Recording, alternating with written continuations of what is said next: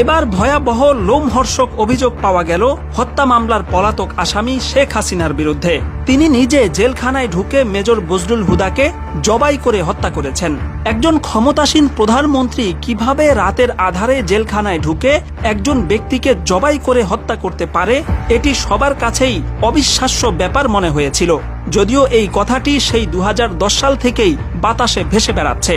তবে এবার হাসিনার পতনের পর মেজর বজলুল হুদার ছোট ভাই নুরুল হুদা প্রকাশ্যে ঘোষণা দেওয়ার পর বিষয়টি এখন টক অব দ্য কান্ট্রিতে পরিণত হয়েছে। আমার ভাইকে খুনি, সিরিয়াল খুনি শেখ হাসিনা জেলখানায় ঢুকে নিজ হাতে জবাই করে হত্যা করেছিল।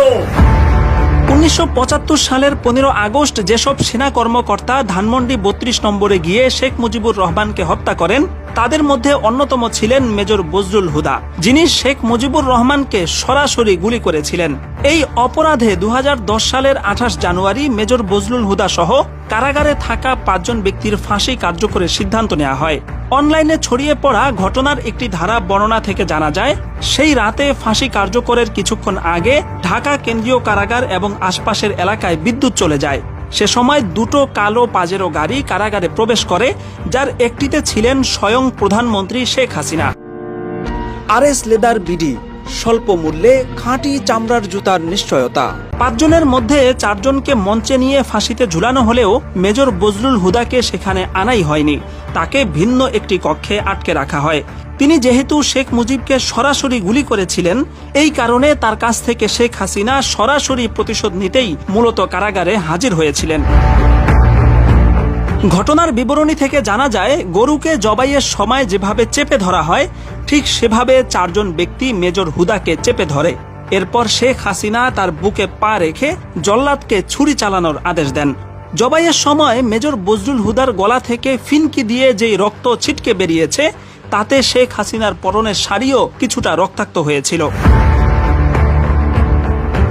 হত্যার পর মেজর বজলুল হুদার লাশ দাফনের জন্য নিজ এলাকায় পাঠানো হয়। সে সময় ধারণ করা ভিডিওতে তার গলার নিচে পরিষ্কারভাবে কাটার এবং সেলাইয়ের দাগ দেখা গেছে। সার্জারি বিশেষজ্ঞ বেশ কয়েকজন ডাক্তার ভিডিওটি দেখে মন্তব্য করেছেন, এটা কোনোভাবেই ফাঁসির কিংবা পোস্টমর্টেমের দাগ নয়, বরং এখানে পরিষ্কারভাবে সেলাই করা হয়েছে সেটা বোঝাই যাচ্ছে। তাদের এই মূল্যায়নের সাথে জবাই সংক্রান্ত সেই বিখ্যাত লেখা এবং বজলুল হুদার ছোট ভাই নুরুল হুদার বক্তব্য মিলে যায় যে মেজর বজলুল হুদাকে ফাঁসিতে নয় বরং জবাই করে হত্যা করা হয়েছে এবং এতে শেখ হাসিনা সরাসরি যুক্ত ছিলেন। বিশ্লেষকরা বলছেন, বিভিন্ন দিক থেকে উঠে আসা এসব দাবি ও তথ্য প্রমাণ যদি সত্য হয়, তাহলে শেখ হাসিনা ক্ষমার অযোগ্য অপরাধ করেছেন, যা আন্তর্জাতিক আইনেও ভয়াবহ পর্যায়ের মানবতা বিরোধী অপরাধ। এমতাবস্থায় বিভিন্ন মহল থেকে মেজর বজলুল হুদার মৃত্যুর বিষয়ে বিচার বিভাগীয় তদন্ত দাবি করা হচ্ছে এবং তদন্তে সেই ঘটনা সত্য প্রমাণিত হলে শেখ হাসিনাকে দেশে ফিরিয়ে সর্বোচ্চ শাস্তির মুখোমুখি করারও দাবি জানিয়েছেন সামাজিক মাধ্যমের অজস্র মানুষ।